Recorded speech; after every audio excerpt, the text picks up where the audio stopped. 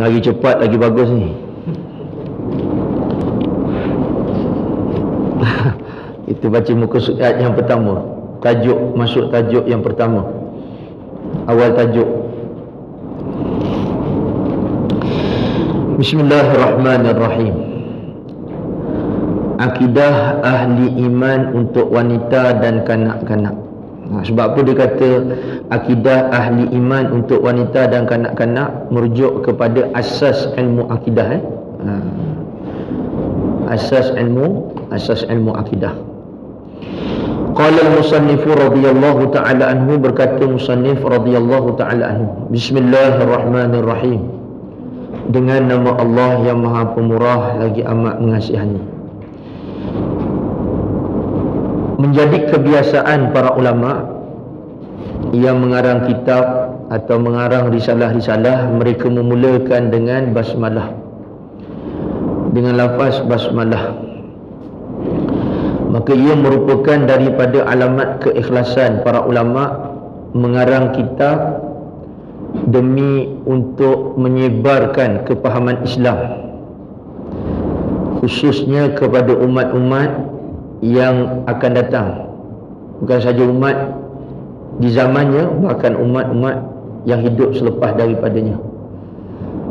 Dan kitalah antara mereka yang mengambil faedah dan manfaat daripada kitab karangan para ulama ul-amilin, ulama us-salihin. Jadi daripada tanda keikhlasan mereka tu, kitab seumpama ni yang penuh dengan manfaat dan faedah ni kita dapat guna pakai sehinggalah sekarang. Ni jasa ulama. Kalau tak ada ulama, kita buta tentang akidah. Ada orang kata kita ada Al-Quran, kita ada hadis, cukup dah. Nak kena faham. Untuk nak memahamkan Quran dan hadis tu, berhajatkan kepada ulama. Tanpa ulama, habis kita. Buta kita, tak faham kita tentang agama. Baik ulama tauhid, ulama fiqah maupun ulama tasawuf. Benarlah sabdaan Rasulullah sallallahu alaihi wasallam, innamal ulama warathatul anbiya. Sesungguhnya ulama itu pewaris nabi-nabi alaihi salatu wassalam.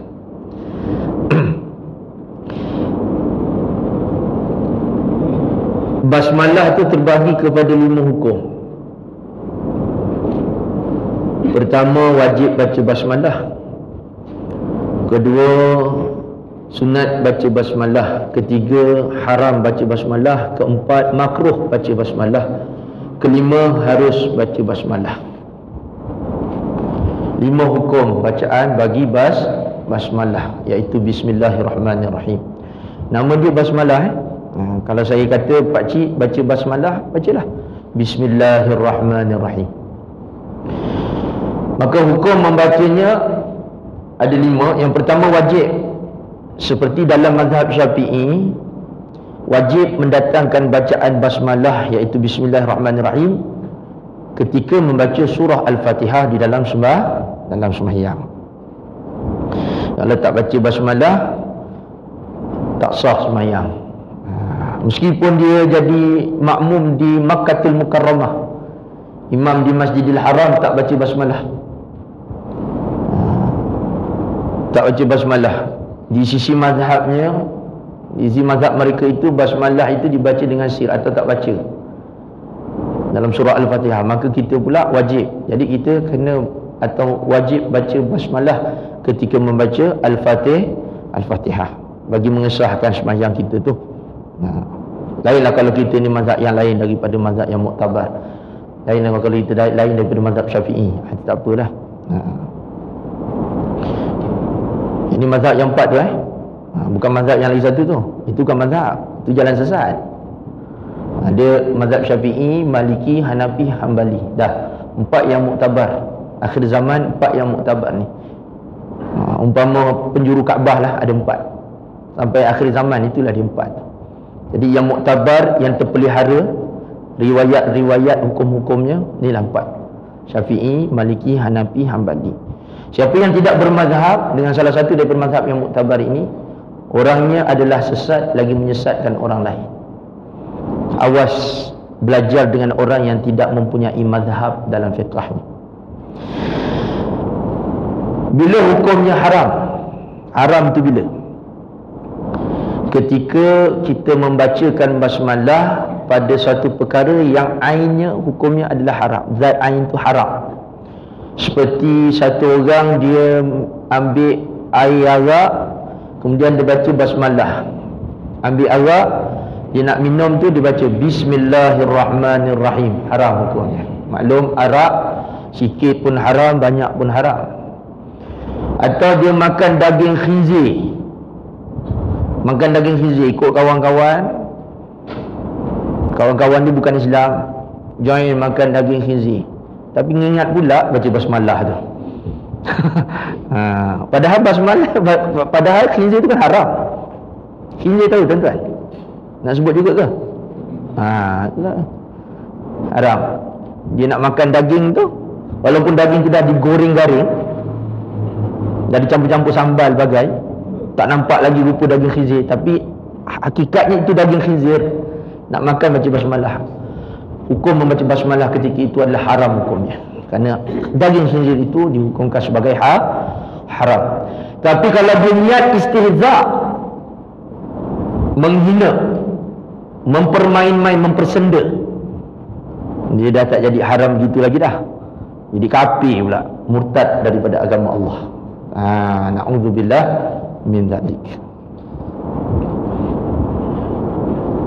Sunat seperti membaca basmalah pada pekerjaan-pekerjaan yang sunat. Minum air baca basmalah Bismillahirrahmanirrahim. Makan baca basmalah Bismillahirrahmanirrahim. Makan, minum kita ni semua tuan-tuan, puan-puan, nasihat saya untuk diri saya dan tuan-tuan perempuan, baca basmalah. Sebab makanan kita ni banyak campurannya. Maklum makan orang akhir zaman macam ni lah, kadang-kadang salurannya. Sebelum sampai kat kita tu, dia salur ke lain banyak. Jadi baca basmalah tu ada sir. Diistimewakan ke atas umat Nabi Muhammad SAW dengan membaca basmalah tu, yakni dengan nama Tuhan. Dengan nama Tuhan, yakni dengan nama Allah yang menciptakan rezeki, yang memberikan rezeki. Jadi kita minta lindung dengan dia. Mudah-mudahan apa yang kita makan itu jadi asbab pada kekuatan melaksanakan ibadah. Bila waktunya makruh, seperti membaca basmalah atas air yang dicuri, makruh. Mencuri air tu hukumnya haram. Tapi kita nak semayang, air itu kita nak gunakan untuk mengambil wuduk, misal contoh. Membaca basmalah, yakni haram yang aridi, haram yang mendatang. Faham? Haram yang mendatang, maka hukumnya adalah makruh. Dan harus bila?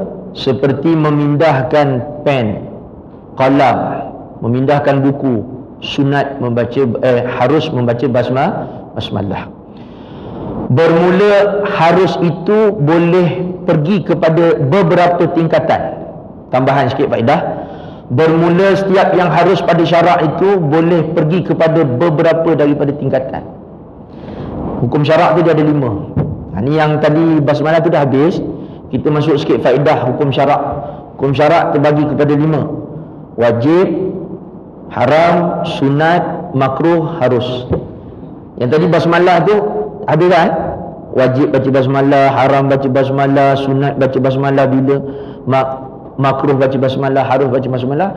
Ambil faedah sikit, tambahan faedah. Bermula hukum syarak itu ada 5. Wajib, haram, sunat, makruh, harus. Dan setiap tingkatan harus itu boleh pergi sama ada kepada yang wajib, haram, sunat, makruh. Kalau perkara itu wajib, maka hukumnya jadi wajib. Contoh, tak dapat tidak untuk kita faham ilmu fardu ain, kita mesti pergi ke tempat itu. Contoh, contoh kat dewan ni lah, kita belajar ilmu fardu ain, ilmu akidah, asas basic agama, basic asas fardu ain, fiqh atau tasawuf, sama hukum fardu ain. Sekira-kira bertanggungjawab setiap yang mukallaf itu, baik lelaki dan perempuan, mesti tahu, memahaminya untuk diamalkan dalam dirinya.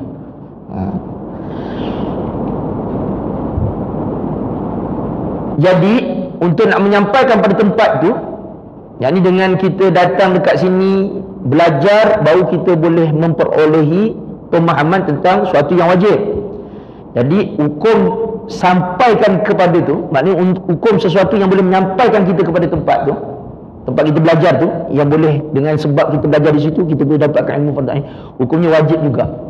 Mengikut kaedah la yatimul wajibu illa bihi fahuwa wajibun. Tidak sempurna suatu yang wajib melainkan kerananya, maka kerananya hukum tu wajib juga. Macam kita ambil semayang kan, ambil semayang, kita ambil air semayang tu, kita ratakan air, kita panggil biasa basuh kan, sebenarnya meratakan air, meratakan air daripada hujung jari jemari ni, tersapu, ratakan air tu pada bahagian lengannya sampai ke mana? Sampai ni. Yang ada dua ni, ni tawak dia ni sebenarnya had dia. Siku ni yang kat sini ni, yang ada dua ni. Tapi oleh kerana situ tak ada lain, tak ada garisan. Ada nampak garisan? Siapa yang ada garisan? Wah, ini ajaib ni. Si ada tulis pula had wudu. Ada? Tak ada. Agak-agak je. Kadang kita ni berbeza-beza juga. Tak semua dengan sama kan? Ada yang gemuk, ada yang kurus, ada yang sederhana, ada yang nampak, ada yang putih, ada yang tak nampak langsung, gelap. Kalau rasa macam gini, ialah maklum ciptaan Allah segala-galanya kan. Ciptaan Allah. Jadi gang ini ada ni. Kalau pegang ada. Tapi tak ada lain ini. Jadi kaedah untuk nak memastikan supaya confirm barang yang wajib itu terlaksana. Apa yang wajib? Meratakan sampai kepada bahagian siku yang wajib kat sini. Tapi tak ada garisan sini. Untuk nak memastikan yang dia itu telah disempurnakan, maka kaedahnya melebihkan hukum wajib, melebihkan daripada had yang wajib, hukum wajib, supaya dapat pasti yang wajib itu terlaksana, iaitu meratakan air pada bahagian tangan tu. Sebab itulah sunat kita lebihkan sampai pada sini, ambil semayang sampai pada sini. Tapi kalau sampai bahu sini ambil semayang makruh. Air yang mengalir lepas daripada bahu ni air mustakmal. Kalau untuk bahagian basuhan yang pertama, lebih sini mustakmal. Itu fiqah lah. Itu kita serahkan pada Ustaz Faizal lah, yang mengajar antum. Nak bahaskan akidah ni. Ni saya kontrol ni, suara tak naik, belajar akidah tenang je, macam tasawuf sikit. Tapi kalau dah sampai tengah-tengah tu sekarang, jangan terperanjat. Dia memang gitu makcik, kakak. Kalau belajar akidah, dia tak macam belajar-belajar yang lain, slow motion. Dia tak boleh. Dia belajar akidah mesti ada masa-masa naik, turun sikit, tapi naiknya tu banyak, supaya nak penegasan. Benda ni bukan boleh buat main-main tau. Kalau fiqah kita bermasalah, fasik. Dosa besar juga, tapi fasik. Tasawuf, kita tak faham tasawuf, kita keras, kita tak ada akhlak, fasik tau. Parat dia tu fasik tu, paling bawah kiri fasik tu. Tapi kalau tak ada akidah, fasik, kafir. Sebab tu dalam bab akidah kena ada tumpuan yang lebih, kena perhati elok-elok. Saya hendaklah tambah memberi perhatian. Sebab yang kita nak jaga ni iman dengan akidah. Apa syarat masuk syurga? Sebab tu kalau orang bukan Islam, dia baik macam mana tapi dia tak Islam, tak ada iman, tak ada apa-apa. Sebab tu ada orang tanya pada mubalik tu, saya siap lagi bagi duit dekat masjid, takkanlah Tuhan masukkan saya ke dalam api neraka?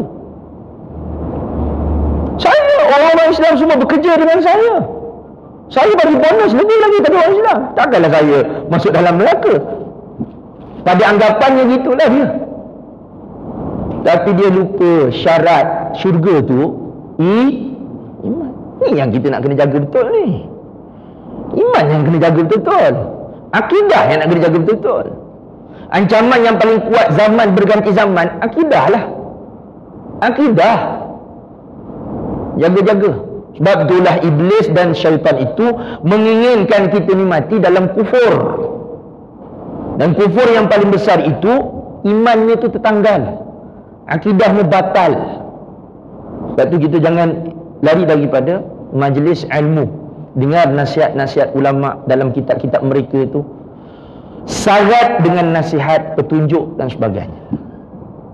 Dalam kitab Marakil Ubudiyah, syarah ke atas kitab Imam Al-Ghazali yang bertajuk Bidayatil Hidayah.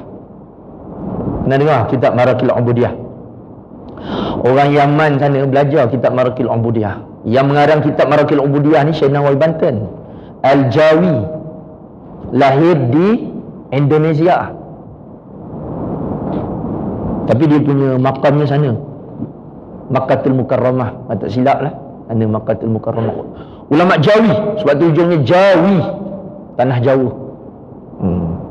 Syekh Nawawi Banten, masyhur dengan gelaran Nawawi Thani, Nawawi yang kedua selepas daripada Imam Nawawi, mujtahid madhab dalam madhab Syafi'i. Nak kata hebatnya, alimnya, bersangatan alimnya Syekh Nawawi Banten. Dalam kitabnya Marakil Ubudiyah, syarah ke atas Bidayatil Hidayah, dia menakalkan satu hadis. Hadis tu bunyi, sayati zamanun ala ummati yafirruna minal ulama wal fuqaha fayabtalihimullahu thalatha baliyat minha sayakhruju minad dunya bighairil iman. Saya ringkaskan yang tengah tu saya tak hafal, tapi saya maksudnya ada, tapi saya tak baca. Saya baca yang ni je. Daripada 3 tu, 1 yang saya baca. Akan datang nanti di dalam umat aku suatu golongan, mereka lari daripada ulama dan fuqaha, maka Allah Ta'ala membalakkan atas mereka itu dengan 3 jenis balak. Sebahagiannya daripada 3 tu, sayakhruju minad dunya, mereka akan keluar daripada dunia ini bighairil iman, dengan ketiadaan iman. Saya menakalkan kaul daripada guru saya, ketiadaan iman yakni dengan ketiadaan iman walau sehalus habuk sekalipun. Tak ada, iman tak ada. Sebab puncanya lari daripada ulama dan fuqaha. Jadi alamat-alamat itu ada, na'udzubillah. Apa alamat-alamatnya? Lari daripada ulama dan fuqaha, tak nak belajar kitab-kitab ulama. Bahkan yang ada, rungkai pula kitab ulama. Kata ulama tersilap, tak betul. Ulama bukan maksum, itu dia punya dalil supaya orang lain tak ikut ulama. Apa nak adik ni?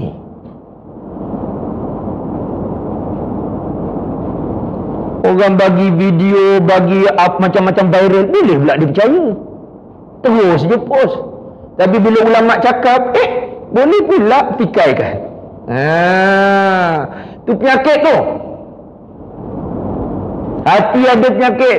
Bukan dalam hati ada taman, hati ada penyakit. Sebab tu wajib bagi kita ni datang hadir untuk belajar. Mudah-mudahan Allah Subhanahu Wa Taala melembutkan hati kita ni, membukakan pintu-pintu hidayah, pintu-pintu kepahaman. Kasihkan ulama, cintakan ulama. Kasihkan aulia, cintakan aulia. Kasihkan mereka yang banyak berjasa dalam agama, iaitulah al-ulama'ul amilin, al-ulama'us salihin radhiyallahu ta'ala anhum ajma'in. Ini salah satu daripada maksud kita belajar. Maksud kita belajar itu menghormati, memuliakan ulama. Siapa yang menghormati, memuliakan ulama akan dihimpunkan bersama dengan mereka esok di hari kiamat. Tuan-tuan nak berhimpun dengan ulama ke? Tuan-tuan nak berhimpun dengan sulaha ke? Tuan-tuan nak berhimpun dengan awliya ke? Atau tuan-tuan nak berhimpun dengan orang yang sesat? Pilihlah. Saya nak berhimpun dengan ulama, awliya, sulaha. Kena dekat dunia ni ambil jalan berhimpun dengan majlis-majlis yang baik-baik, baru datang tu, insya-Allah.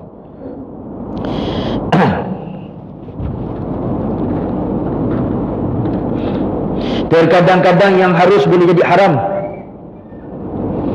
apabila sesuatu yang menyebabkan sampai kepada tingkatan haram. Contoh, kita ambil motor dengan naik motor tu menyampaikan kita ke tempat yang haram. Main nombor ekor lah misal contoh, nombor ekor. Ada orang kata saya main nombor ekor. Nombor ekor tu tak haram. Yang haram nombor ekor. Beli tak haram, punyalah nak mengeliru kan. Asal nama berjudi haram. Faham? Hatta walau menunjuk jalan sekalipun. Kita dah tahu dia nak pergi, makcik nak tumbang tanyalah. Tanyalah, dekat sini mana tempat kedai apa tu, kedai kuning tu mana? Kedai Digi. Bukan, kedai kuning. Kedai kuning? Alah, kedai nombor ekor, kedai Pak D tu kuning juga kan, macam Digi juga. Kau nak main nombor ekor? La haula wala quwata illa billah. Judi tu. Alah makcik, saya bukannya nak suruh makcik bersyarah. Saya nak tanya je kedainya kat mana. Ni kau ikut jalan ni. Tunjuk juga. Jalan ni kau ikut. Bagus. Kau jangan belok dulu Traffic light pertama dah detail pula tu. Traffic light pertama, jangan belok lagi. Traffic light kedua, kau nampak belah kanan ada 7-Eleven. Belum sampai situ lagi, kau masuk dalam lagi. Jelas detail sampai ke dalam tu. Man dalla ala syarri kafa'ilihi. Barang siapa yang menunjuk atas jalan kejahatan seolah-olah ia membuatnya, pun sama juga, haram juga, walau jadi wasilah pada menyampaikan maksud yang haram. Apatah lagi orang itu sendiri buat benda haram tu, hukumnya adalah haram. Itu juga makruh. Dan begitu juga sunat. Pahala-pahala sunat ni dapat kenapa? Sama ada kita buat benda tu, ambil wasilah untuk menyampaikan kepada perkara sunat tu, ataupun kita sendiri yang buat perkara itu dan kita menjadi punca bagi menghasilkan pahala sunat itu, sama dapat juga. Man sanna sunnatan hasanatan falahu ajruha wa ajru man amila biha ila yaumil qiyamah.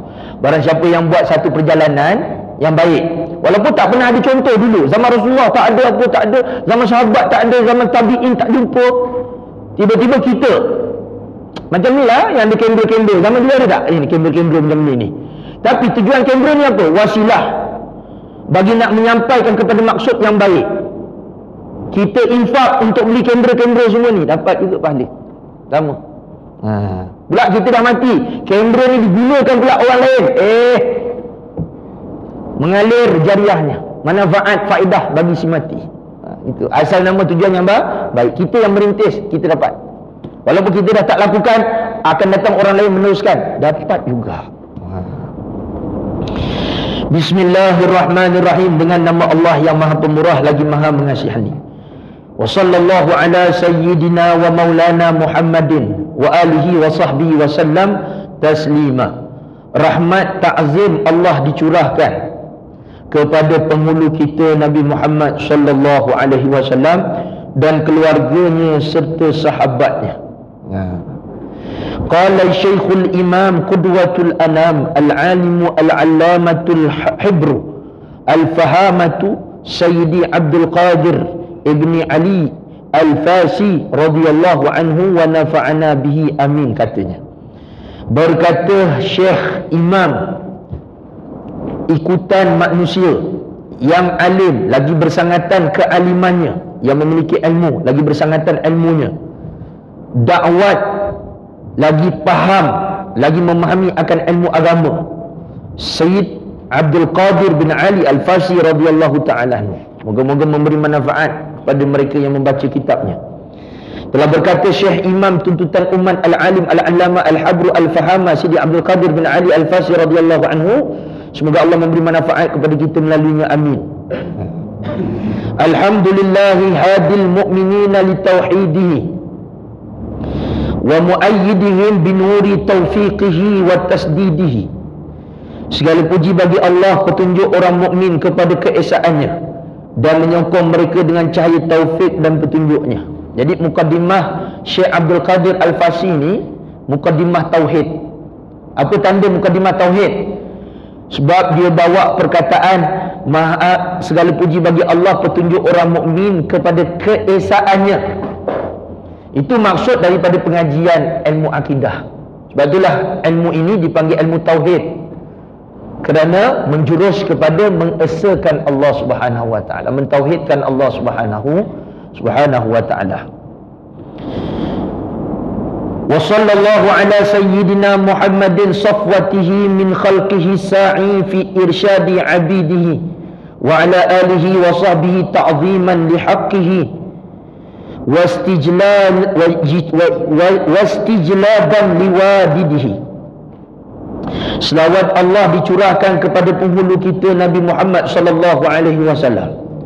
Selawat tu rahmat Allah dicurahkan kepada penghulu kita Nabi Muhammad sallallahu alaihi wasallam yang merupakan ciptaan terbaiknya, sebaik-baik makhluk, sebaik-baik ciptaan, iaitulah baginda Nabi Muhammad sallallahu alaihi wa ala alihi wa sahbihi wa baraka wasallam. Katanya sahibul matan jauharatit tauhid wa afdalul khalqi alal itlaqi nabiyuna famil anishiqaqi. Sebaik-baik makhluk di sisi Allah iaitulah Nabi kita Nabi Muhammad sallallahu alaihi wasallam, maka tinggalkan olehmu akan perbantahan. Jangan kamu berpaling daripada pegangan akidah ahli sunnah yang mengatakan Rasulullah sallallahu alaihi wasallam itu sebaik-baik ciptaan, sebaik-baik makhluk, sebaik-baik rasul dan nabi alaihi wassalatu wassalam. Jadi kalau nak banding nabi dengan aras, nabi lagi mulia. Nak banding nabi dengan apa jugalah ciptaan Allah, nabi lagi mulia. Hatta syurga, nabi lagi mulia. Nampak? Untung jadi umat Nabi Muhammad sallallahu alaihi wasallam, kerana bila mana jadi umat sebaik-baik makhluk, sebaik-baik rasul dan nabi, sudah tentu dia juga umat yang terbaik. Syukur tak? Syukur. Sebab tu orang buat maulid, selawat, sebab ini anugerah daripada Allah. Betapa besarnya nikmat Allah Taala kepada kami, iaitu menganugerahkan kami Nabi Muhammad sallallahu alaihi wa ala alihi wa sahbihi wa baraka wasallam.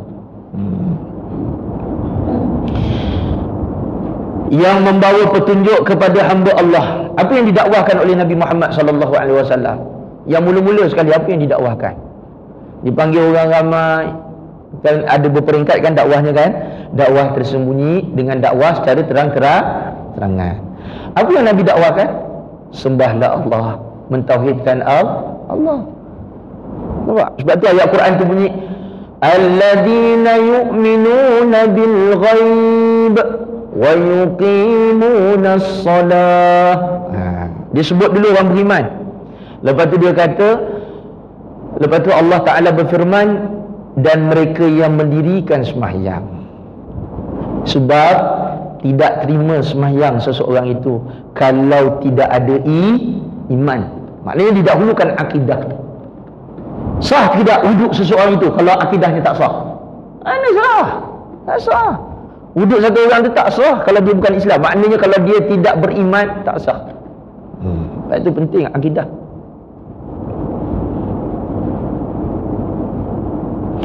Katanya syair sikit Katanya syair, ayyuhal mubtadi utlubu ilma, kullu ilmin abdun li ilmil kalam, tatlubul fiqha litusahhiha hukman, thumma aghfalta manzilal ahkam.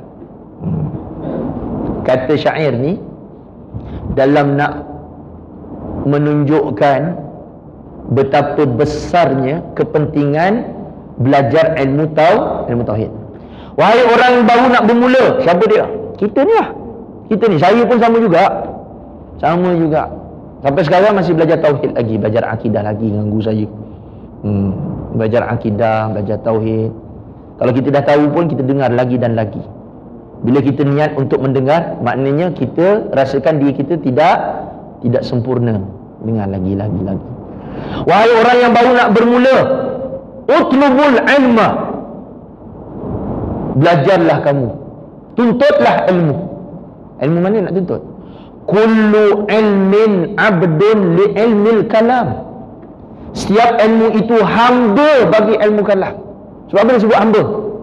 Yang lain tu kau macam mana hebat pun, akidah tak ada, akidah batal, tak ada iman dah kata, tak ada apa-apa yang lain. Walau 1000 rakaat setiap hari kau buat, walau kau menderma sebesar gunung Uhud, walau haji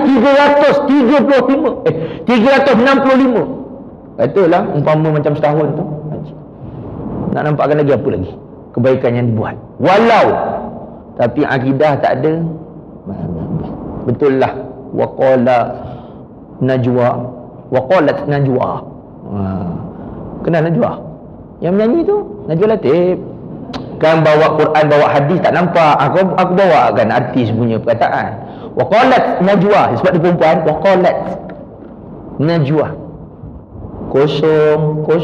Itulah dia. Macam mana hebat pun ibadat, akidah tak ada, kosong, habis. Tapi jangan nyanyi pula balik.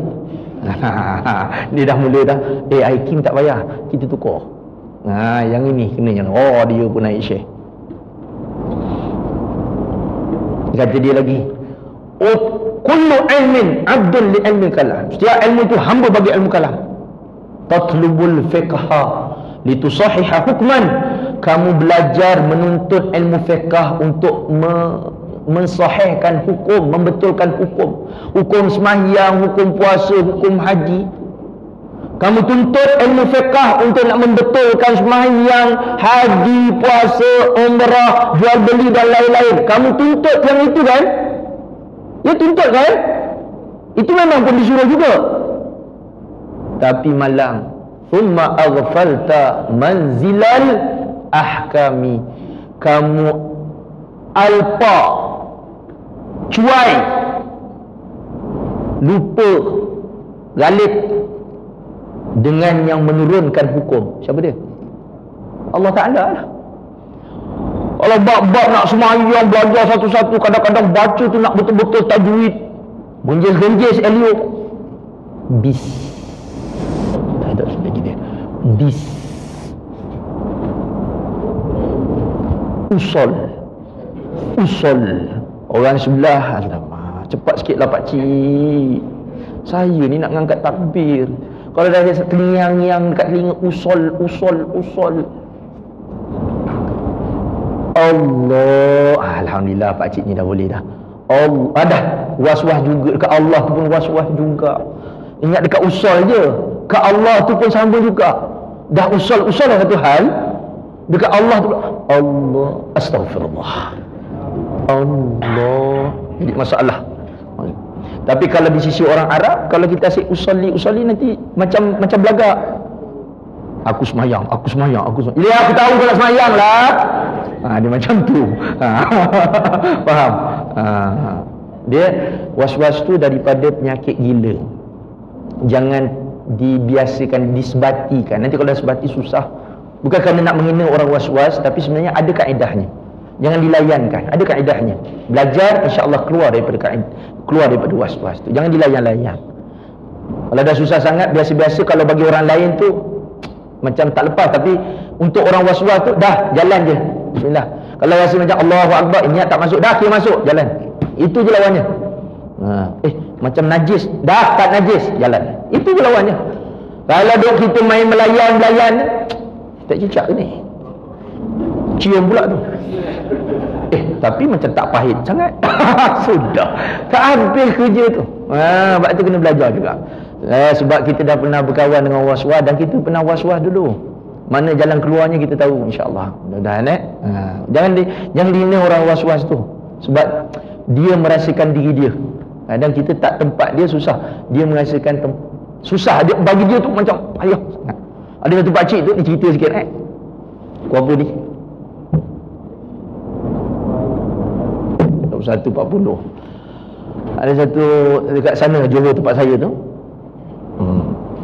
Satu pakcik tu, saya ingatkan surau tu ialah mudahlah, sebelah main road. Saya singgah semayang, berjemaah, lepas tu balik senang, on the way je. Tak tahu pula ada satu pakcik yang duduk kat ujung sana tu, was-wasnya kuat sangat. Was-was, saya tak pernah nampak lah was-was jenis macam tu. Was-was kuat sangat. Kita tak tahu yang dia tu was-was, sebab dia semangat panggil orang suruh masuk. Rupanya dia suruh orang settle dulu, tak biar tu era, lepas tu baru dia masuk. Sini. Kita pun elok. Kita pun kawan tempatan, tak kenal dia. Rupanya sebelah dia tu memang kosong. Orang lain dah tahu dah, kita yang tak tahu. Duduk sebelah dia, biri semayang. Kita lepas angkat takbiratul ihram, selesai semua orang angkat takbiratul ihram, dia pula angkat takbiratul ihram. Dia punya angkat takbiratul ihram macam nak berperang. Macam nak berperang. Dekat 10 kali, tak masuk-masuk. Tobat aku nak semayang dekat tempat ni. Entah macam mana takdir Allah Ta'ala, terpaksa juga semayang kat situ. Ada satu masa semayang kat situ, saya masuk, saya tengok dulu pakcik tu ada tak. Sebab dah kena sekali, tengok, Alhamdulillah tak ada. Adik saya pun ambil yang belah kosong hujung sana, angkat takbir. Tenang kita, Allahu Akbar. Sekejap lagi ada seorang masuk kat sebelah. Suara ni macam aku kenal je, rupanya dia. Allah, cukup mengganggu kita lah. Cukup mengganggu. Jangan jadi orang was-was. Diceritakan dahulu orang yang dibalakkan dengan was-was. Ada satu cerita, kisah satu orang ni, dia was-was dia kuat. Setiap kali kalau nak ambil wuduk, dia termenung lama. Kalau macam kita sekarang paip buka dulu, dia tengok air tu turun, lepas tu dia cecah-cecah. Yang sebenarnya dia was-was tu, dia was-was. Kalau yang ini pula, dulu tak ada paip tu, kolah gitu, macam pesen lama-lama punya lah, tempat kolah untuk ambil wuduk tu, dia tinggi atas tu tau. Tinggi atas dia tengok air tu. Datang satu orang alim ni ambil semayang kat sebelah dia. Dia tengok kan tu, kenapa tuan? Tak ada apa-apa. Dia ambil semayang lah, macam biasa ambil semayang. Dah habis ambil semayang, orang tu masih lagi cuik-cuik je air. Kenapa ni? Saya ni ada masalah ni, susah nak masuk niat. Was-was ke? Bukan. Orang was-was dia takkan mudah untuk nak ngakunya. Susahlah nak masuk niat. Ginilah, cuba awak rendam kepala awak tengok. Masukkan niat masa tu. Rendam. Susah kan kalau dia niat. Tak masuk-masuk. Jadi cuba rendam kepala lah, rendam, angkat gitu. Dia pun buat lah. Dia ikut cakap orang alim, dia buat rendam, angkat. Dah masuk sebab dah rendam satu kepala. Belum. Tak masuk lagi. Dia pun kata, ginilah, awak rendam separuh badan tengok. Tinggal dengan separuh badan. Dia pun nyarap sikit agaknya, nyarap itu separuh badan dia sampai ke pusat. Biar nampak rasa puas gitu kan. Masukkan niat. Maknanya muka tu dah lepas. Okey. Tak boleh lagi. Ginilah, cuba satu badan awak masuk dalam kolah tu, dalam kolam tu, satu badan rendamkan. Sebab ada kaedah, kalau kita rendam terus, tenggelam habis, naik terus dah ada wuduk lengkap. Macam kita pergi mana-mana air terjun atau kolam mandi ke apa, lebih dua kolah atau lebih, sekali masuk zup dengan niat, bangun terus. Bukan jadi Superman tau, maknanya terus dah berwuduk. Faham? Bukan terus jadi Superman, dia berwuduk terus. Dia gendam lah, dia ikut cakap. Dia gendam, tenggelam lah, rambut apa semua tenggelam, naik. Lepas tu orang alim ni kata, kalau macam gini memang dah masuk lah. Dia masuk belum. Jadi orang alim ni bagi solusi macam ni, tak payah semayang. Wah, dia dengar macam tu, alim apa macam ni? Orang patutnya galakkan semayang, tak semayang pula. Kalau dah rendam satu badan, ini bukannya normal, gila. Macam gini tak sihat. Gila wajib semayang tak? Lepas tu hilang syak, hilang was-was. Boleh pula. Macam setengah orang was-was sangat, Allah, sampai imam terokok, boleh pula. Masa imam tengah baca-baca apa semua tak boleh masuk. Tapi bila imam tu dah rokok je, molek pula, Allahu Akbar, terus rokok. Lebih baik kau tak payah datang awal, datang je masbuk. Dah belajar fiqah pula, masuk sikit.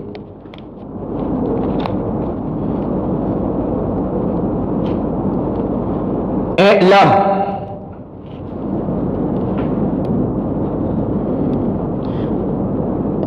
belum terjemahannya, belum habis. Yang membawa petunjuk kepada hamba Allah juga dicurahkan kepada keluarganya dan sahabatnya untuk mengagungkan darjatnya dan untuk memperoleh kecintaannya. Masya Allah. Wasilah kita Nabi Muhammad SAW dalam nak memperolehi kecintaan, kasih sayang daripada Allah Subhanahu Wa Taala. I'lam, ketahui olehmu. Sebab apa dia guna i'lam? Dia tak guna i'lamu, dia guna i'lam. I'lam tu menunjukkan atas tiap-tiap orang. Mesti ambil peduli. Annallaha aujaba ala kulli mukallafin wa huwa al-balighul aqilu alladhi balaghathu da'watun nubuwati an yakuna 'arifan bima yajibu lahu subhanahu wa ma yastahilu alaihi wa ma yajuzu fi haqqihi. Ketahuilah, yakni tiap-tiap orang yang mukallaf kena tahu, sesungguhnya Allah mewajibkan ke atas sekalian mukallaf, iaitu orang yang baligh, berakal, yang sampai padanya dakwah kenabian, untuk menjadi orang yang mengetahui apa yang wajib bagi Allah Subhanahu wa taala, apa yang mustahil baginya, dan apa yang harus bagi haknya. Itu kena tahu. Kalau tak tahu, kita tak tahu, atau anak beranak kita tak tahu lagi, adik-beradik kita tak tahu lagi, wajib belajar sampai tahu. Kalau tidak, dosa. Kalau dalam keadaan saja-saja tak belajar mati, itu mati dalam keadaan maksiat, fasik, kerana meninggalkan tuntutan wajib fardu ain. Wallahu a'lam. Nanti lagi akan datang fasal yang seterusnya, faslun fil ilahiyat, fasal tentang ketuhanan. Wallahu a'lam. Saya kena balik cepatlah tuan-tuan, ada urusan sikit, penting sikit. Allahumma salli ala sayyidina Muhammad al-Fatih lima uliqal khatimi lima sabaq nasiril haqq bil haqq wal hadi ila siratikal mustaqim wa ala alihi haqqa qadri miqdaril azim. Subhana rabbika rabbil izzati amma yasifun wa salamun alal mursalin walhamdulillahi rabbil alamin.